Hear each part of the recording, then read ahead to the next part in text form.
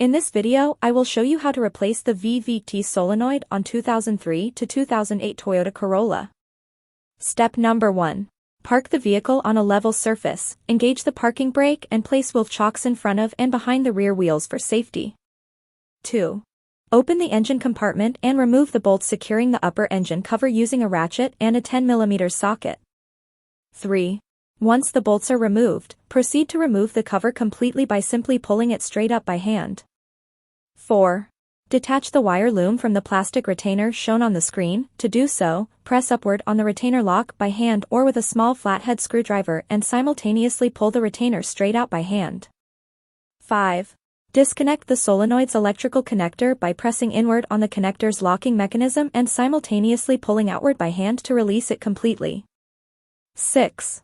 Remove the bolt securing the solenoid using a ratchet and a 10mm socket. 7.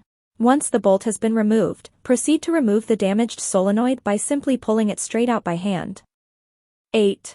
Thoroughly clean the surface where the solenoid sits with a clean cloth before installing the new solenoid in its original position. 9.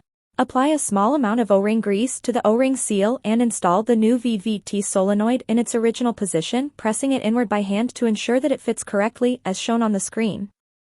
10.